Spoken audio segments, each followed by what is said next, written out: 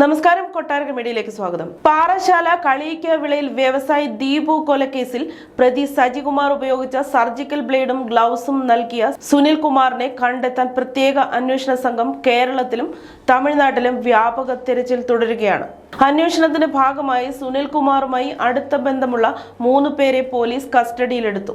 സുനിൽ കുമാറിന്റെ സ്ഥാപനത്തിലെ ജീവനക്കാരനായ പ്രദീപ് ചന്ദ്രൻ, സുനിൽ കുമാർ പാർട്ണറായ സർജിക്കൽ സ്ഥാപനത്തിന്റെ ഉടമ, പാറശാല മഹാദേവർ ക്ഷേത്രത്തിന് സമീപത്തെ സർവീസ് സെന്റർ ഉടമ എന്നിവരെയാണ് ചോദ്യം ചെയ്യാനായി കസ്റ്റഡിയിലെടുത്തത്. കൊല നടത്തുന്നതിന് സർജിക്കൽ ഗ്ലൗസ്, ബ്ലേഡ്, വസ്ത്രങ്ങൾ എന്നിവ നൽകിയ സർജിക്കൽ സ്ഥാപനത്തിന്റെ പാർട്ണറാണ് സുനിൽ കുമാർ. ഇയാൾക്ക് കേരളത്തിലും തമിഴ്നാട്ടിലും ബന്ധങ്ങളുണ്ട്.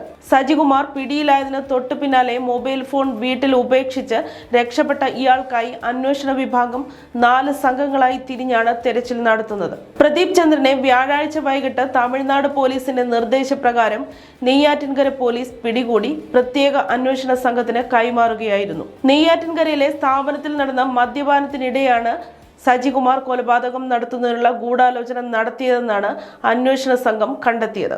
ഈ സമയത്ത് പ്രദീപ് ചന്ദ്രനും ഉണ്ടായിരുന്നതായി സജികുമാർ തമിഴ്നാട് പോലീസിന് മൊഴി നൽകിയിരുന്നു. കൊലപാതകത്തിന് 2 ദിവസം മുമ്പ് സുനിൽ കുമാറിന്റെ വാഹനത്തിൽ സജികുമാർ ഈ പ്രദേശത്തെത്തിയപ്പോൾ പ്രദീപ് ചന്ദ്രനും കൂടെ ഉണ്ടായിരുന്നതായി പോലീസ് സംശയിക്കുന്നു. സുനിൽ കുമാർ പാർട്ണറായ സർജിക്കൽ സ്ഥാപനത്തിന്റെ ഉടമയെ വെള്ളിയാഴ്ച ഉച്ചയോടുകൂടി പ്രത്യേക അന്വേഷണ സംഘം പാറശാലയിലെ സ്ഥാപനത്തിലെത്തി പിടികൂടി. തൊട്ടു പിന്നാലെ മറ്റൊരു സംഘം പാറശാല മഹാദേവർ ക്ഷേത്രത്തിന് സമീപത്തെ സർവീസ് സെന്റർ ഉടമയെയും പിടികൂടി അന്വേഷണ സംഘത്തിന്റെ ക്യാമ്പ് ഓഫീസിലേക്ക് മാറ്റി. സുനിൽ കുമാറിനെ സംബന്ധിച്ച വിവരങ്ങൾ ശേഖരിക്കാനാണ് ഇരുവരെയും കസ്റ്റഡിയിലെടുത്തതെന്ന് അന്വേഷണ സംഘം അറിയിച്ചു.